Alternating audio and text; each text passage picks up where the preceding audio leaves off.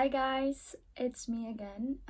I wanted to take this moment and talk to you about a subject very dear to me, and it's called toxic positivity. Toxic positivity, if it's the first time you hear about it, it might sound a little bit contradictory to each other.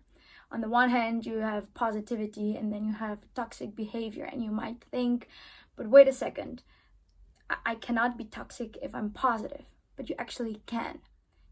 Okay, so what does toxic positivity look like? Toxic positivity is when someone comes and tells you a story, a really, really sad story. For instance, their grandmother is sick or their brother just lost their job.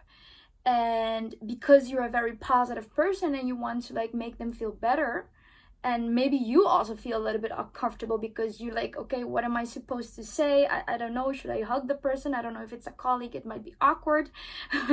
I get it. But the only thing that people need at that moment is recognition for their emotions. And it can be something very simple. Is it, I can only imagine what it might feel to go through what you are going through. And just pause for a second and just telling that person that you recognize their feelings. That is step one. And then just go into that feeling, and you will kind of sense it, because people just normally sense these kind of things, what they need. You can also try to ask the person, do you want me to lend you a listening ear, or do you want me to give you some tips on how to overcome this pain? Usually people tell these stories just because they want to, I don't know, get a little bit of recognition, and not so because they want a solution to their problem.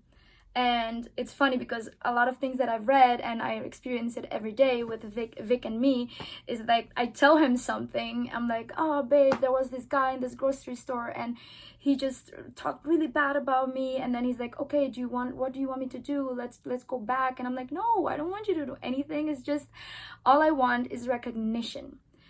The same thing is for toxic positivity. You can, when someone is feeling really, really down, and there are levels to this thing.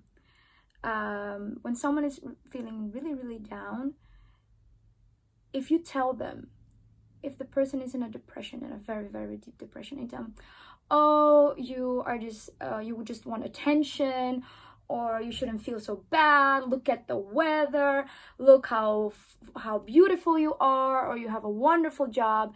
That is toxic, because you are not recognizing the person's feelings, and that just kind of makes you feel even worse.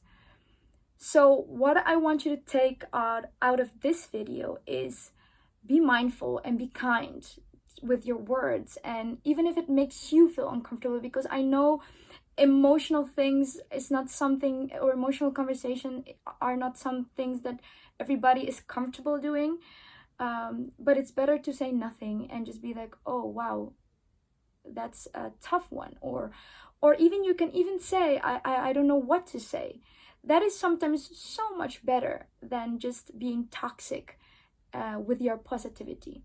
And I wanted to say this because obviously I want to encourage everyone's path and healing and all of that, but I don't want you to think for 1 second that I am all the time positive. I also have to challenge my thoughts and put in the work daily.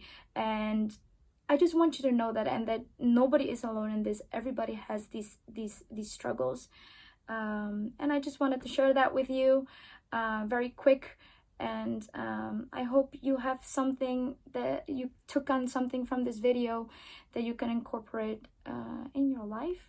And thank you very much. And bye-bye.